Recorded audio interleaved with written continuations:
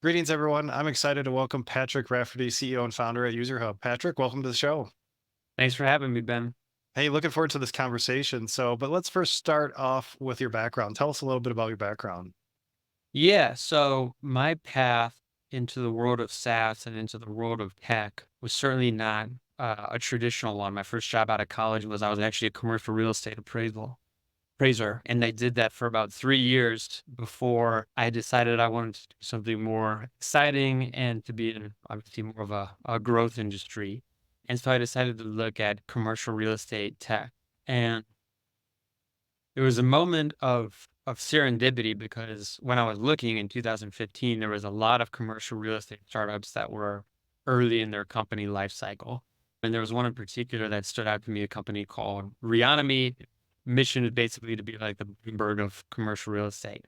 And they had this product manager, entry level product manager role open for them. What was the 10th employee? I didn't even know what a product manager was. I applied, I was quickly rejected.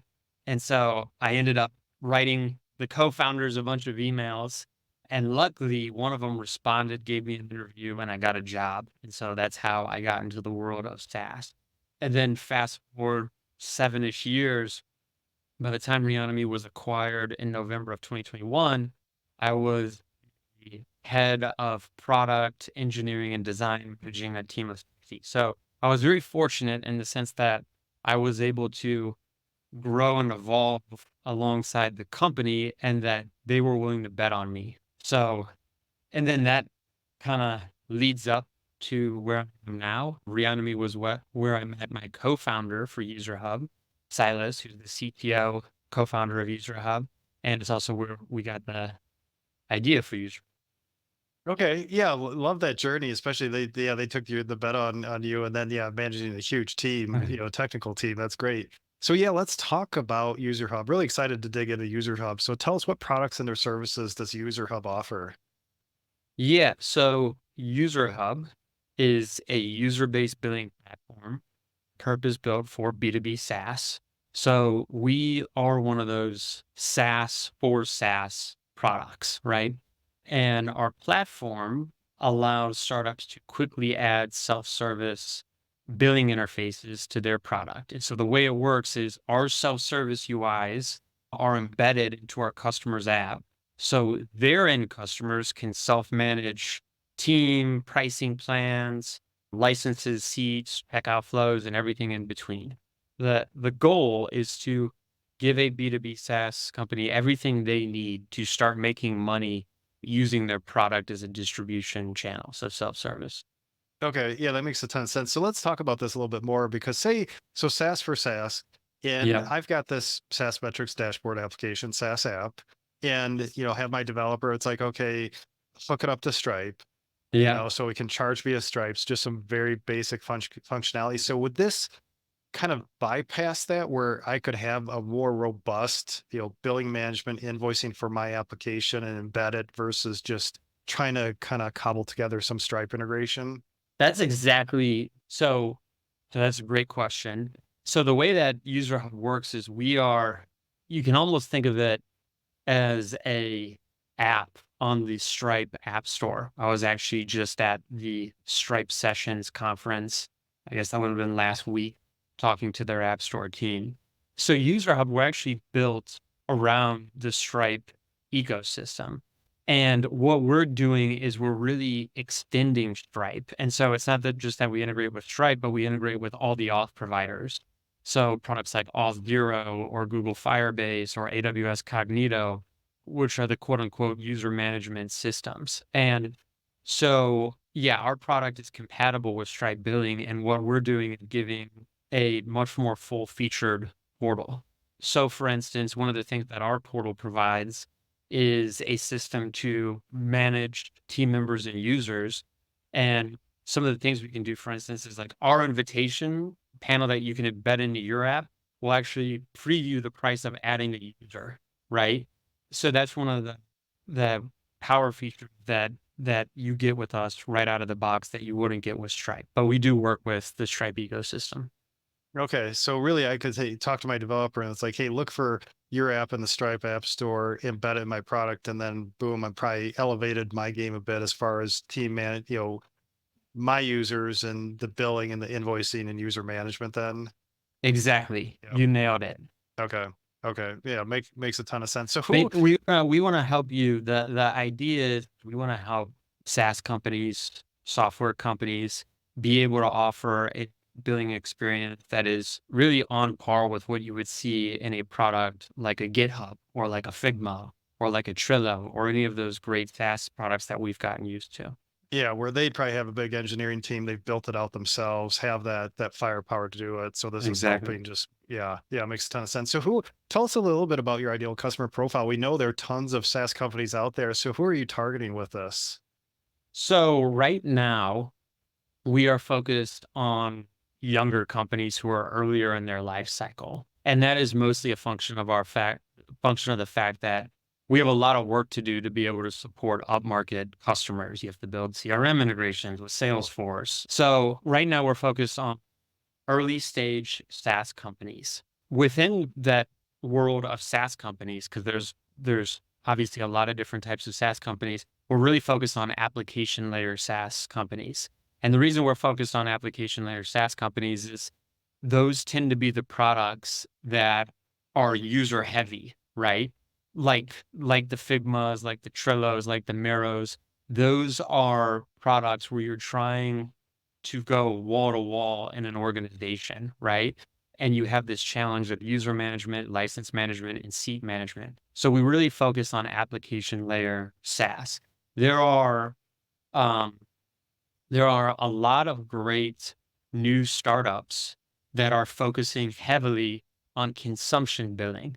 There's some really cool startups in that space. But what we found is that they're focusing mostly on middleware companies, database companies, cloud infrastructure companies, where we really want to be the next generation billing solution for application layer companies, where this melding of the user lifecycle and the subscription lifecycle is really powerful. Okay. Yeah. Yeah. I love that. So, those younger companies get them there earlier in their life cycle. And then, so it is really, I was on your site. So it is really billing, invoicing, user management. But I think there's a whole host of other things that you help with as well. We see ourselves as this remix of user management, subscription management into a singular platform, and you get all these cool embeddable features you can add to your app.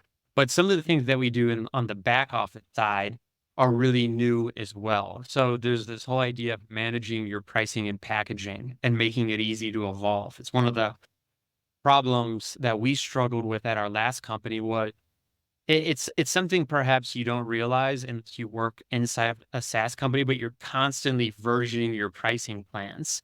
And when you're versioning your pricing plans, you have to manage all the upgrade pathway, the downgrade pathways, how all the entitlements work. And so we want to make it easy for a growth team, a product team to ship and evolve their pricing and packaging and to do it with minimal engineering assistance, right? Yeah.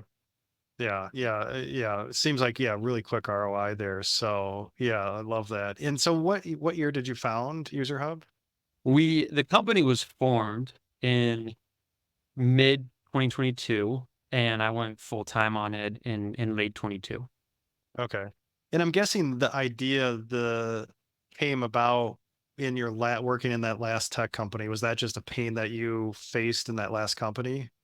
Yeah, it's interesting because at my last company, what happened, so I was managing product and engineering. And one of the things that you do in that role is you're also buying a lot of other SaaS products. So you're not only building your own SaaS product and trying to figure out how to monetize it, but you're also buying and managing a lot of other SaaS products. By the time we were acquired in late 2021, I remember the acquirer, they had a diligence item where I had to provide a list of all the SaaS products that we were actively paying for. And it was like 50.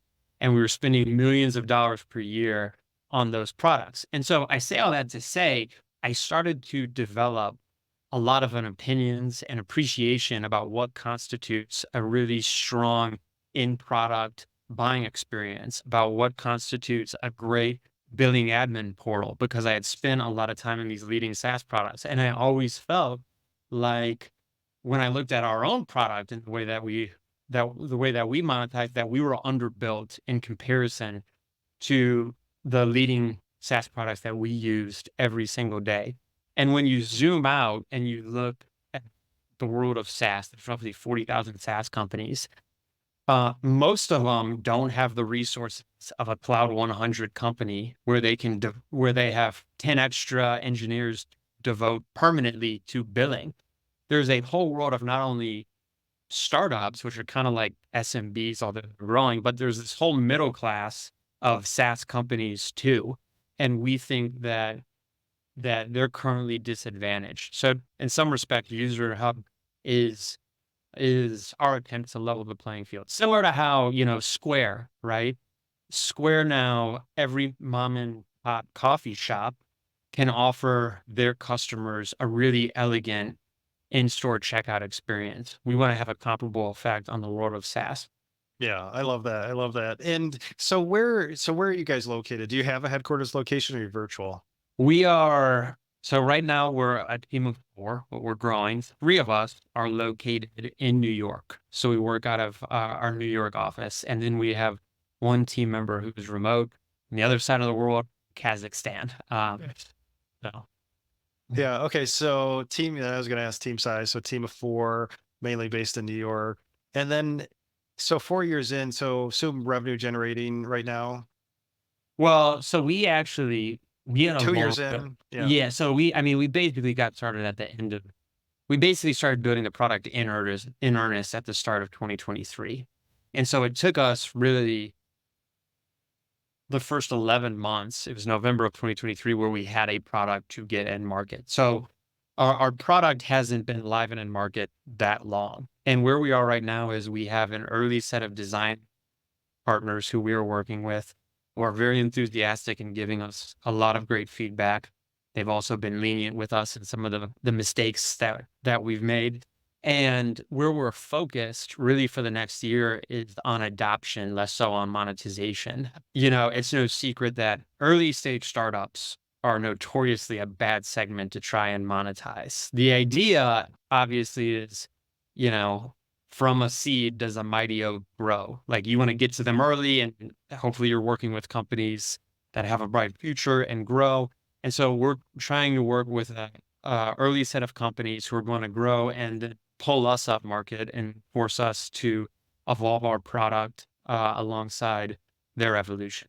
Mhm. And then tell us right now, right? You're working with those design partners, and I guess a little early for go-to-market motions, but are you hitting up your network to find these design partners to help you out in the feedback and product adoption process? Yes, we definitely we have a lot of people in our network, friends who are working on SaaS companies. Our investors obviously have a lot of portfolio companies, so they're very helpful in that regard. We've been attending a lot of events. I'll be at SaaS Stock next week. Maybe I'll catch you speaking, Ben. But we've been hitting the road, traveling to a lot of events to meet other founders. Okay. And then, yeah, let's move over to the fundraising front. So you recently raised some capital. So how much capital have you raised to date now? So we raised 3.2 million, and that was our where we branded as our pre-seed round. It was led by a group called 468 Capital. We had a number of other investors join who were SaaS veteran. So the founder of Plaid, his fund invested through Mischief Ventures, founders of Looker, early ex employees, number of others joined the round Okay. as well. Okay, so $3.2 million pre-seed round. And so what led to that? I mean, when you started this company, did you know that we are going to raise capital, or was there a trigger or milestone that led you to that pre-seed raise? So we announced our fundraise last week, but the raise was actually complete a year prior. So at the time when we raised, it was basically just a PowerPoint. We were kind of at square zero as a business. We didn't have much of a product, so there weren't a lot of milestones to speak of. We had thought about the idea of bootstrapping it However, when we started to think about product build and the lift and how much engineering effort that was going to require, I mean, it sounds good to say, but reimagining user management, subscription management in one spot, that's a lot of surface area to cover. So we realized we were going to need a lot of talented engineers who wanted to get paid. So that was what led us to pursue the funding round. Yeah, and that's what I was gonna guess. Like it's harder than it sounds for user management, billing, invoicing in that portal so that you'd need a little capital really to get that product off the ground. So Well, and as you know, it's a product where there's not a lot of room for error, right? When you're touching revenue, right? People don't like to misbill their customers, which really kind of up the ante on the product bill. oh, absolutely. Yeah. One thing as a CFO, right? Invoicing my customers. Yeah. One thing you don't want to do is like invoice the wrong amount or over invoice or send two invoices. Yeah. That's guaranteed. You're going to get a phone call or email from that. So Yeah. yeah, makes sense. So any lessons learned, really interesting because you were raising really with a PowerPoint, a story of an idea. So any lessons learned in that process for other founders who may think, hey, I've got a great idea.